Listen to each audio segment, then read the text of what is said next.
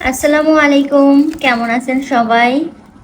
এটা হচ্ছে সিতারুটি পিঠা। এটা আমার ছোটবেলা থেকে অনেক পছন্দ। আমি হচ্ছে এগুলো বাইরে থেকে পার্সেল আনছি, কারণ সিতারুটি পিঠা আমি একদমই বানাইতে পারি না। আর এখানে আছে হচ্ছে হাঁসের মাংস। হাঁসের মাংস দিয়ে সিতারুটি খেতে কিন্তু অনেক মজা লাগে।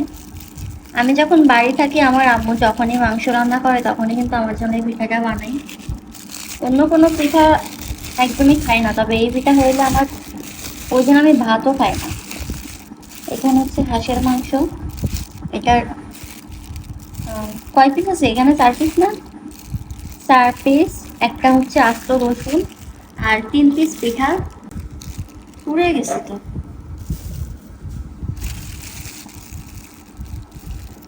আপনাদের কার কার এই পিঠা পছন্দ কমেন্ট করে জান। এইটা হচ্ছে রাজহাঁসের মাংস। আরেকটা প্লেট আনতে খাবা না তুমি? এখানে হচ্ছে আস্ত রসুন আছে। আর এখন আমি হচ্ছে সব মাংসেই হচ্ছে আস্ত রসুন দিই। রসুনটা খেতে আমার অনেক ভালো লাগে।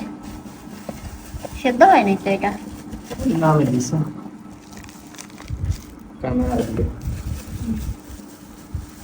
এটা হলে আমার আর কিছু লাগে না, এত পছন্দ আমার।